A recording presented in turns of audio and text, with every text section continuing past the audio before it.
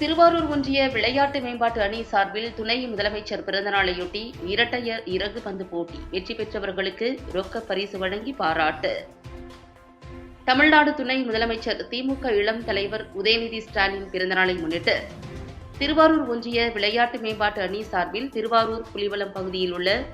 உள் விளையாட்டு அரங்கில் தமிழ்நாடு மற்றும் காரைக்காலில் இருந்து 20 அணிகள் கலந்து கொண்ட இரட்டையர் இறகுபந்து போட்டியினை திமுக திருவாரூர் மாவட்ட செயலாளர் பூண்டி கலைவாணன் எம்எல்ஏ இறகுபந்து விளையாடி தொடங்கி வைத்தார். தொடர்ந்து மாலை வெற்றி பெற்ற வீரர்களுக்கு ரொக்கப்பரிசு மற்றும் கோப்பை வழங்கப்பட்டது. இதில் காரைக்கால் அணியைச் சேர்ந்த ஆதித்யன், தொல்காப்பியன் ஆகியோருக்கு முதல் பரிசாக 15,000 ரூபாய் ரொக்கம் மற்றும் கோப்பை, இரண்டாம் பரிசு காரைக்காலைச் சேர்ந்த அபிலேஷ், செந்தமிழ் ஆகியோருக்கு ரூபாய் 12,000 ரொக்க பரிசு கோப்பையும், மூன்றாம் பரிசு திருவாரூரைச் சேர்ந்த முஷ்ரப், சலீம் ஆகியோருக்கு ரூபாய் 8,000 ரொக்க பரிசு மற்றும் கோப்பையும், நான்காம் பரிசு திருவாரூரைச் சேர்ந்த வெற்றி, பிரபாகர் ஆகியோருக்கு